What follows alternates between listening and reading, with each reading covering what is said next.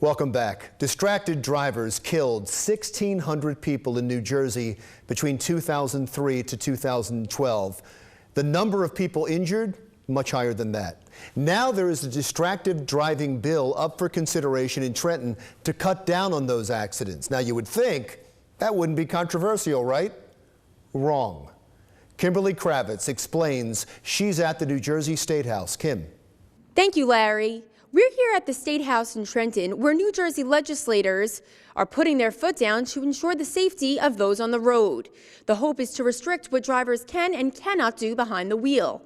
And soon, it might be illegal to drink your coffee on the way to work in the morning. It may seem like an irrational proposal, but there is major concern that our roads are filled with distracted drivers. Eating, putting on their makeup, or even worse, taking selfies on the road. But the question is, how do we determine what's considered distracted driving? People think that that means, I'm holding something, I'm distracted, I'm looking at something, I'm distracted. What we know now is that the distraction is actually cognitive, and that's the biggest danger.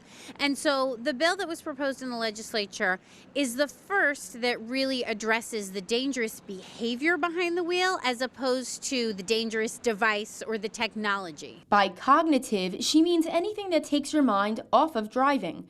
Critics of the proposed bill have not been keeping quiet, arguing that the state's pre-existing driving laws are sufficient. Some are concerned that police officers will misuse the authority granted by this proposal, since distracted driving is subjective. What we've seen, in addition to a continuation of people using their cell phones and texting while driving, a proliferation of a variety of activities that defy common sense, but nonetheless go on behind the wheel. I've seen behavior that just is beyond unsafe. And the goal behind the legislation is to try to create one uniform standard about essentially paying attention behind the wheel. In 2013, the National Highway Traffic Safety Administration said that 10% of fatal crashes involve drivers distracted by activities including eating, smoking, adjusting the radio or air conditioning, or daydreaming.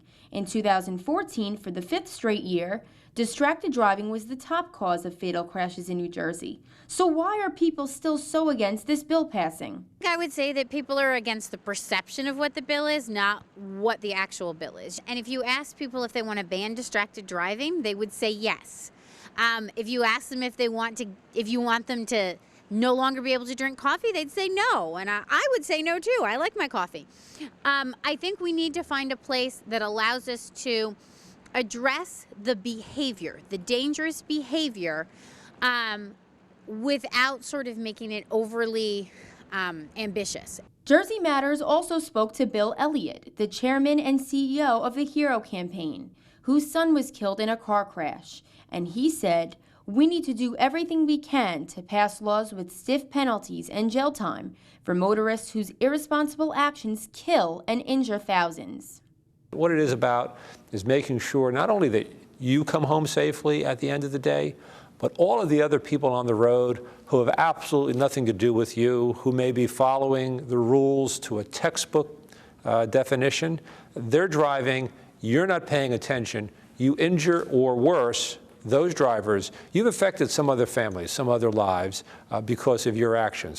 As of now, legislation doesn't specify which activities would be banned, so it would be up to our police officers to decide whether or not they will penalize you for drinking your morning coffee on the road. For Jersey Matters, I'm Kimberly Kravitz.